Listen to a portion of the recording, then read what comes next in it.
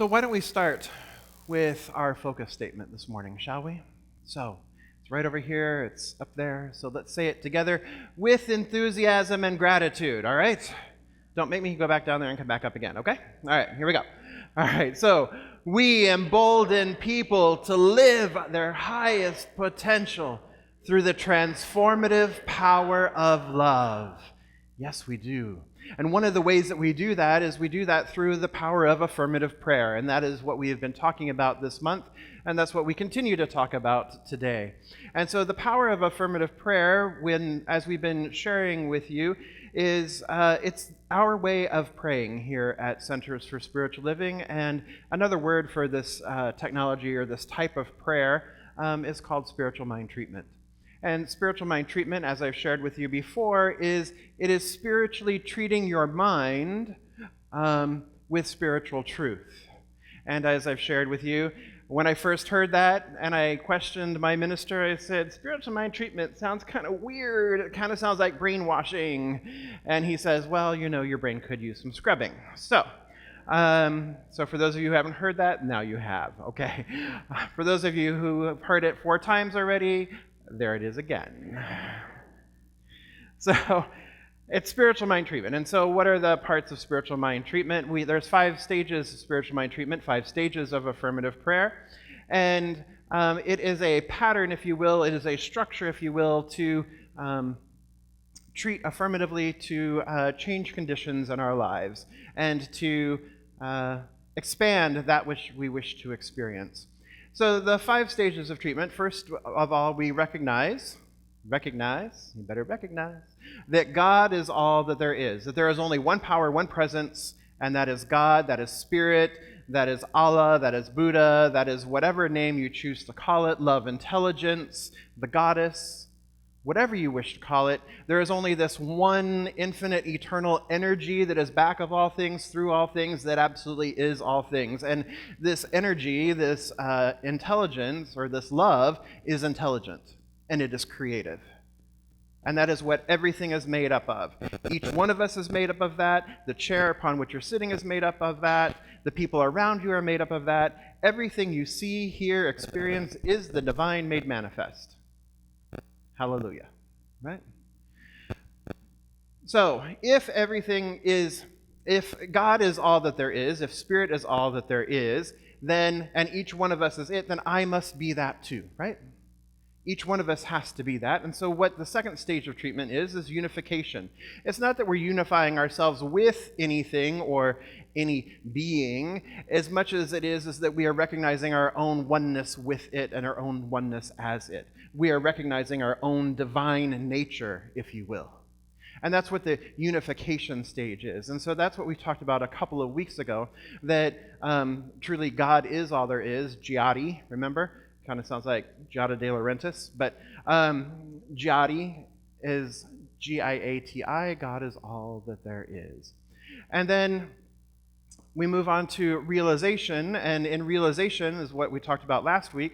We talked about speaking your word, that if indeed in the beginning was the Word, and the Word was with God, and the Word was God, and God created absolutely everything, and that which God did not create was never ever created, through the spoken word, speaking the word upon the waters, the word upon the consciousness, then we too, being the divine nature that we are, we co-create with and as the one to create our reality, to create our experiences. And so that is speaking the word. And so that's the realization stage. And so during the realization stage of treatment, what it is we are speaking a series of affirmations of what it is that we wish to experience in the world, or what it is that we wish to see changed. And we're speaking positive, powerful, present tense, and personal. And we had a few examples of people sharing their ideas here in the room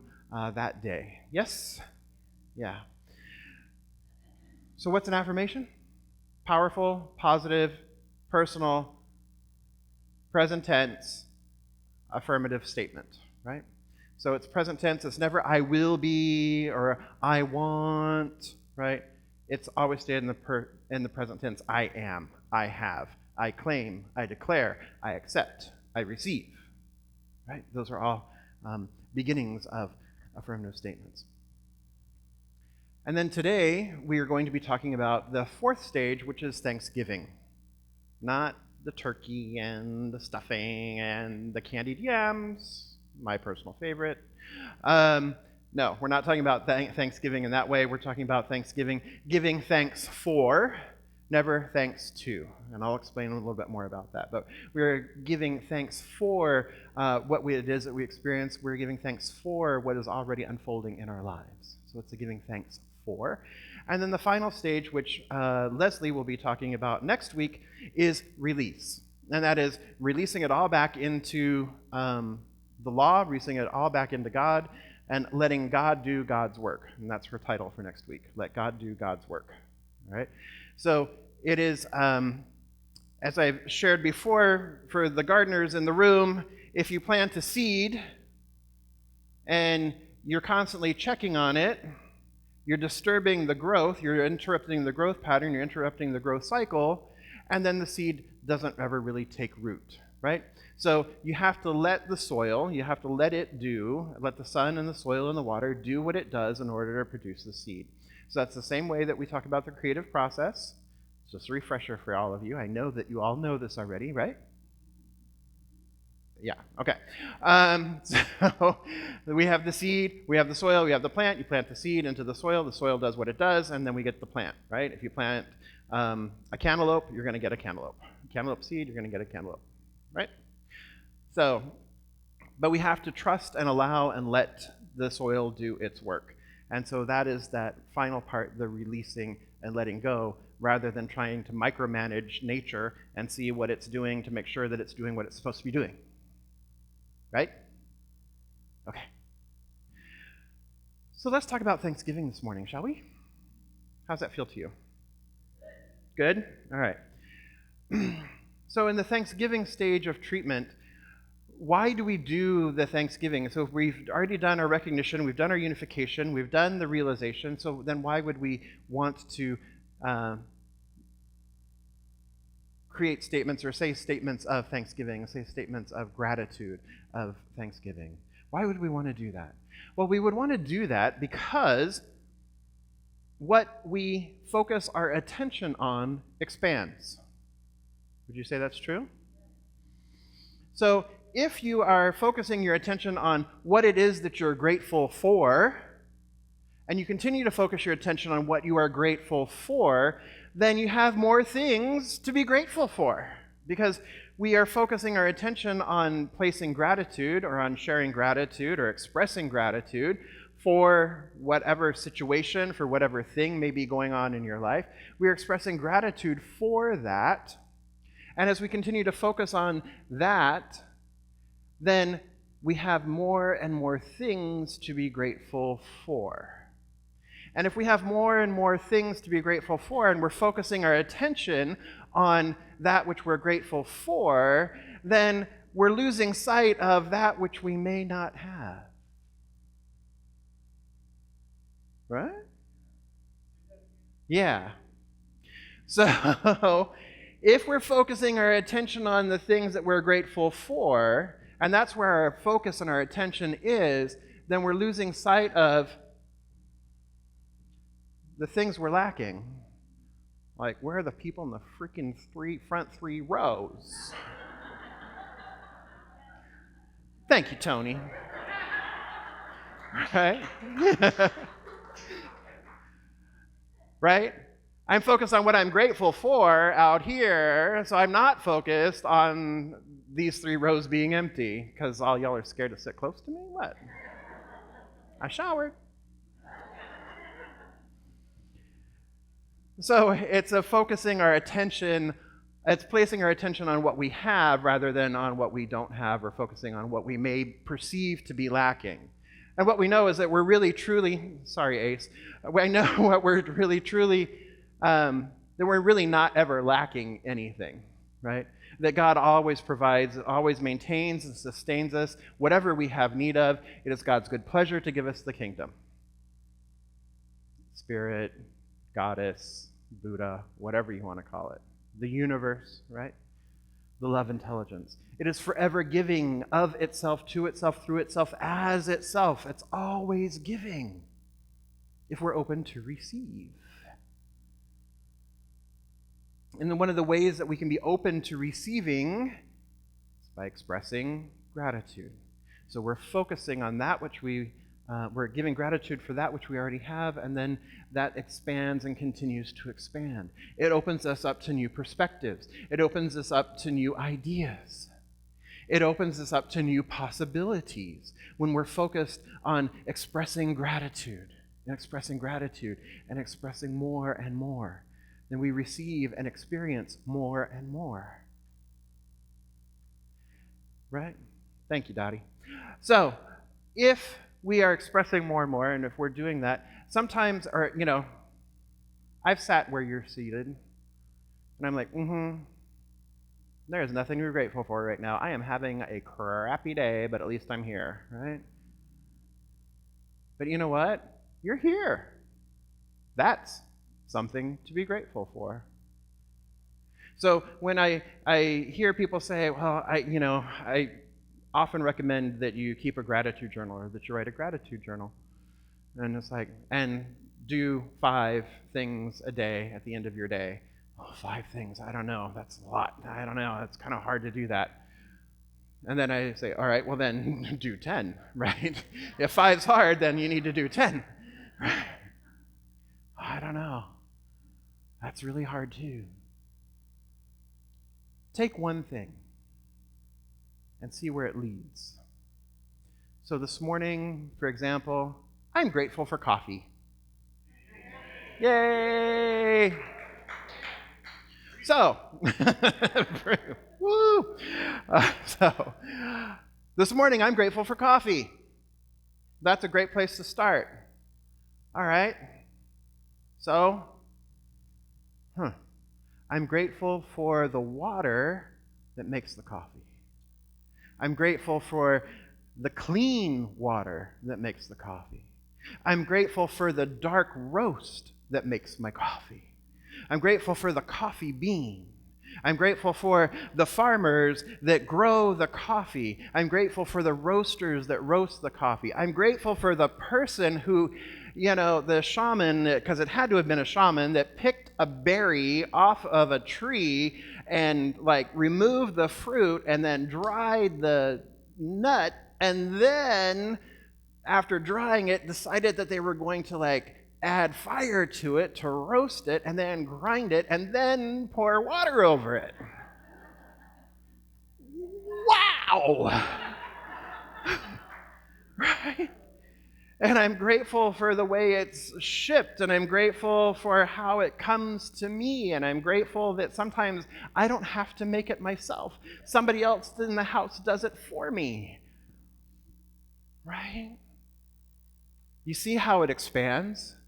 You see how quickly it expands if you allow it to expand, if you allow your idea of gratitude to expand, if you allow it to take you, then it opens up whole new perspectives, whole new ideas. So there's always something to be grateful for, right? So, you start off with coffee or your favorite beverage and see where it leads you. Start off with something simple and see where it leads you and see how it expands. And the entire time I was talking about that, you could feel the expansion, right? Now, were you worried about the lack of tea in the room? No. Right? And so it continues to expand. And what I also find is that we often say thank you. Well, I think I hope that everyone in this room frequently says thank you. And how often are we really conscious about that when we say that? Is it just a hi, how you doing? Really not expecting an answer? Is it that kind of casual greeting, or is it really expressing gratitude for something or for an individual?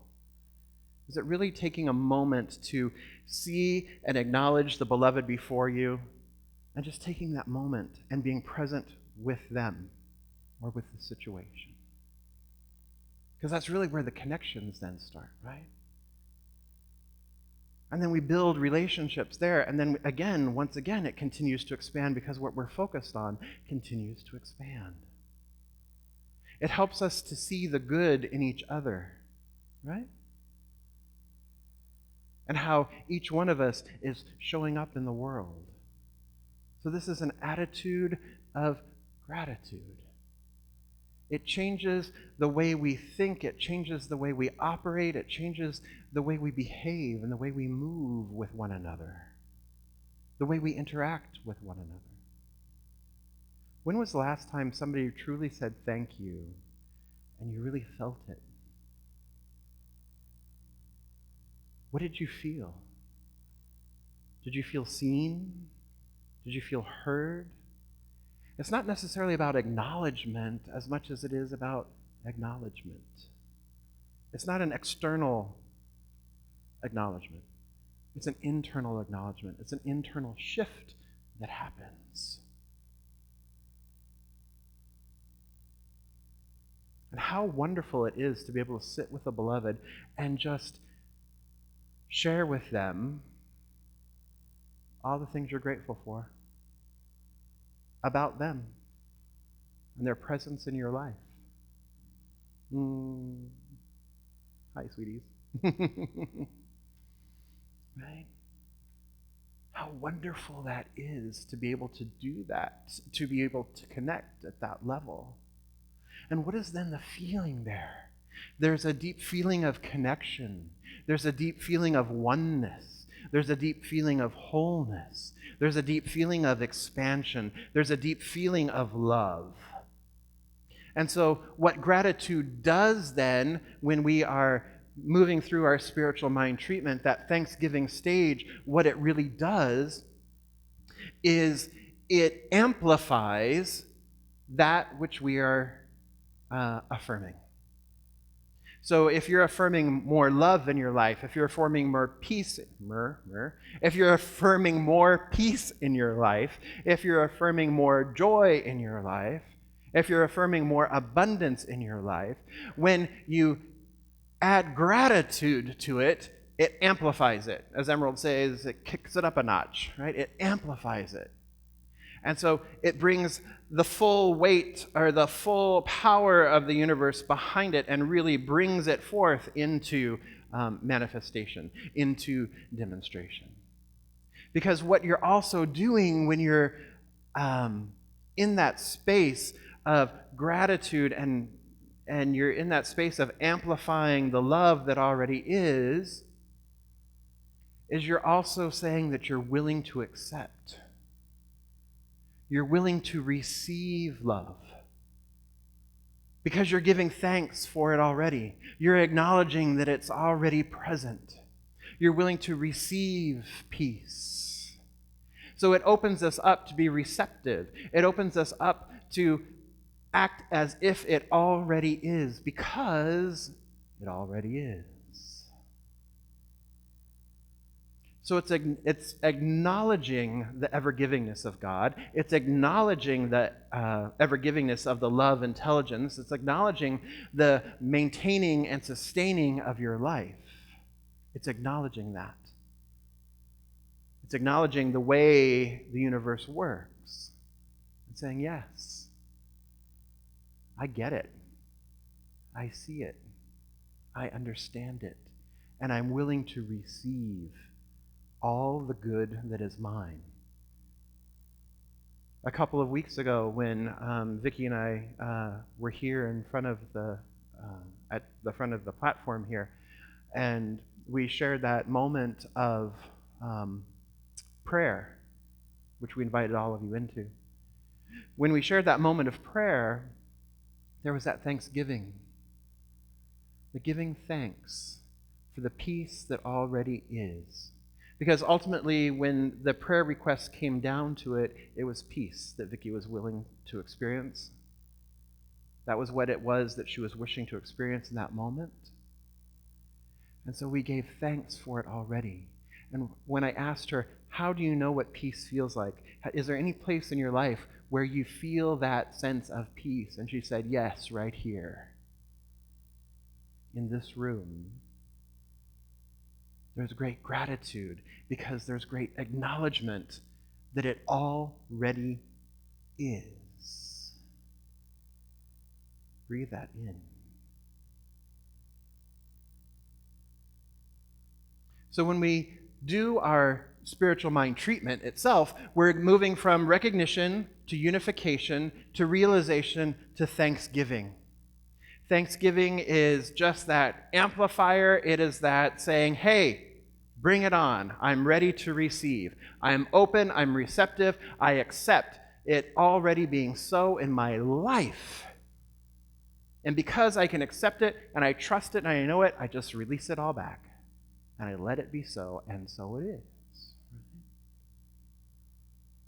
Meister Eckhart said, if the only prayer you ever utter is thank you, that is sufficient. Thank you. That alone is sufficient. There's no begging. There's no pleading. There's no bargaining. You give me the car and I'll give up chocolate. Liar. Like I said, first date comes around and your date's got chocolate, and then what are you going to do? You're going to break the promise, right? So there's no bargaining. There's no bargaining. It's just a simple thank you. Thank you. Thank you. Wayne Dyer, many of you know who he is, used to wake up at 3 a.m. every morning. Crazy, I know. But Wayne Dyer used to wake up at 3 a.m. every morning, and the first thing, his first spiritual practice was to put his feet flat on the floor and say thank you.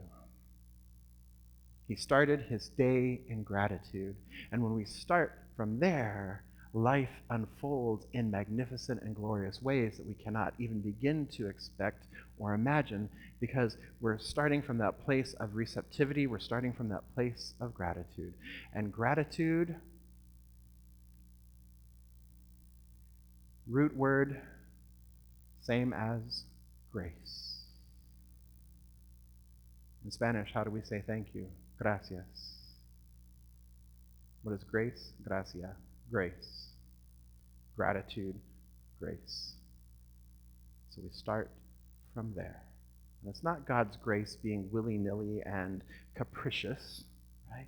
God withholds nothing. All there is a love, intelligence, this wanting to express itself. It is simply when we express our gratitude that we enter into that perfect alignment and we are able to receive in magnificent and glorious ways. And so it is. Thank you.